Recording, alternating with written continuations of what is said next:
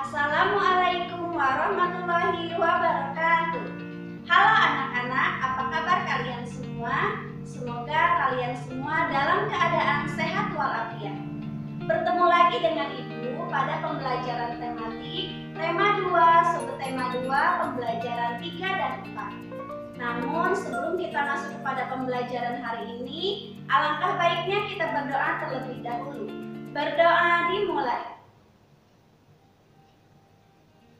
Berdoa selesai.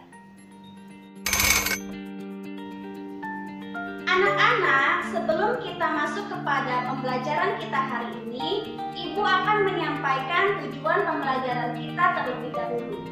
Tujuan pembelajaran kita hari ini adalah yang pertama, siswa dapat mengetahui arti dari kosakata tentang keberagaman benda.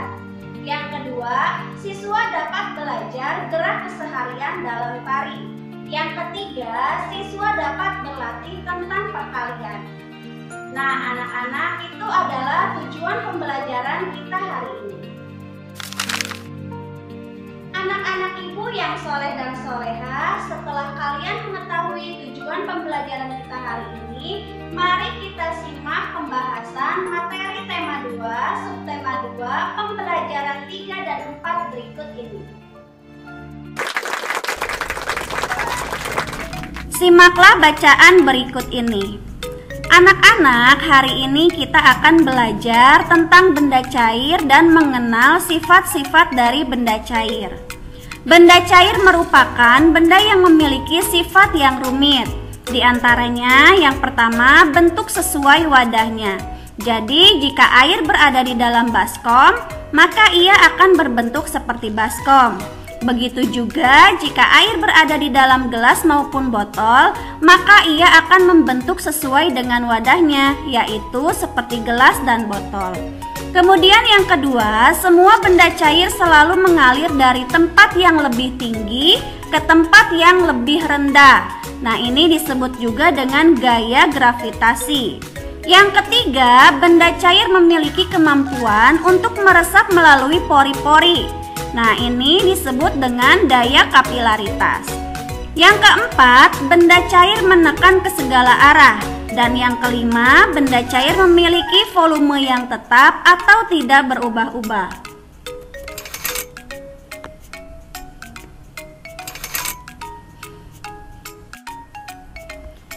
Selanjutnya, di sini Ibu mempunyai beberapa kosakata yang mungkin telah kalian dengar pada teks sebelumnya tentang benda cair.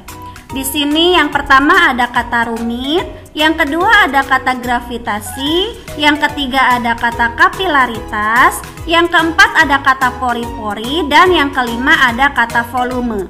Nanti coba kalian cari makna kata dari kosakata tersebut bersama orang tua kalian di rumah ya. Selanjutnya kita akan mengamati beberapa benda dengan cara memberi tanda centang pada benda yang termasuk ke dalam benda cair, dan kita beri tanda silang pada benda yang bukan termasuk ke dalam benda cair. Nah, yang pertama ada minuman. Minuman ini termasuk ke dalam benda cair atau bukan ya? Ya, minuman tersebut termasuk ke dalam benda cair. Kemudian yang kedua ada batu. Batu ini termasuk ke dalam benda cair atau bukan ya? Bukan, batu itu bukan termasuk ke dalam benda cair, tapi batu itu termasuk ke dalam benda padat. Yang ketiga ada balon gas. Balon gas ini termasuk kepada benda cair atau bukan ya? Bukan. Balon gas tersebut memiliki gas, jadi bukan termasuk benda cair. Yang ketiga ada gambar kue bolu. Nah, kue bolu ini termasuk ke dalam benda cair atau bukan ya? Jelas bukan ya, kue bolu ini tidak termasuk ke dalam benda cair, tapi kue bolu ini termasuk ke dalam benda padat. Yang terakhir ada oli. Nih, oli ini termasuk ke dalam benda cair atau bukan ya? Ya, betul sekali. Oli ini termasuk ke dalam benda cair. Jadi, dari beberapa benda ini, yang termasuk ke dalam benda cair adalah minuman dan oli.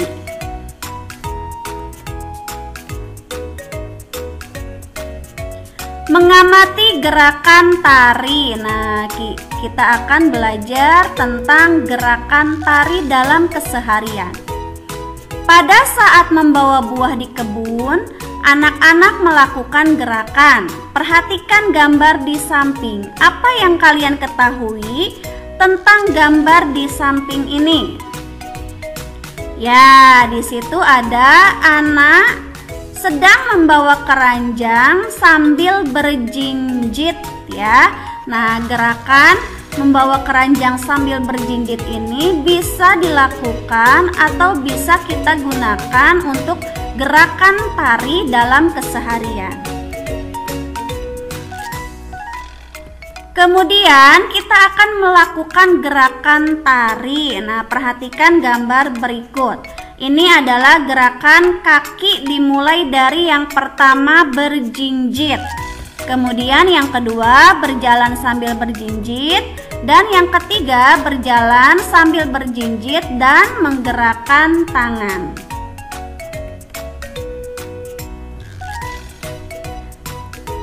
Nah, selain kalian dapat melakukan gerakan yang tadi, kalian juga dapat melakukan gerakan yang berbeda dengan gerakan-gerakan sebelumnya, yaitu gerakan burung terbang ya. Ini adalah menirukan gerak burung terbang. Coba nanti kalian praktikkan di rumah bersama orang tua kalian ya.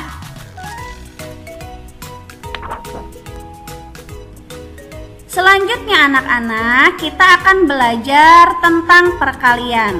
Kalian pasti sudah pernah belajar ya pada subtema sebelumnya tentang perkalian. Namun kita akan bahas kembali tentang perkalian pada teks perkalian. Nah, di sini ada teks tentang perkalian. Kita baca dan simak bersama-sama ya. Ana dan teman-temannya memetik buah-buahan di kebun. Mereka mengelompokkan buah-buahan tersebut. Perhatikan gambar berikut.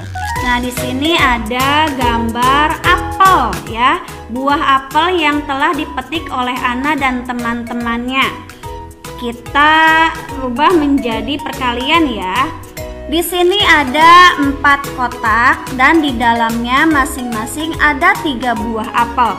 Maka perkaliannya adalah 4 dikali 3. Nah, perkalian ini sama dengan penjumlahan berulang. Maka karena 4 dikali 3, jika dirubah menjadi penjumlahan berulang, hasilnya adalah 3 ditambah 3 ditambah 3 ditambah 3. Jadi 3-nya ada 4 kali ya anak-anak. Maka jumlah dari penjumlahan tersebut adalah 12. Jadi hasil dari perkalian 4 dikali 3 adalah 12. Anak-anak, setelah kalian mempelajari tematik tema 2, subtema 2, pembelajaran 3 dan 4, Ibu akan kembali mengulas pembelajaran yang telah kalian pelajari hari ini. Hari ini kalian telah belajar tentang kosakata keberagaman benda. Kemudian kalian telah belajar tentang gerak keseharian dalam tari. Dan yang terakhir kalian telah belajar tentang perkalian.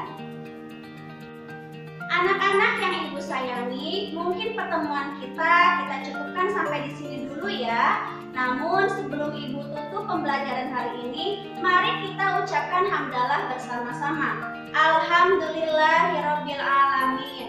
Cukup sekian, terima kasih atas perhatiannya. Wassalamualaikum warahmatullahi wabarakatuh.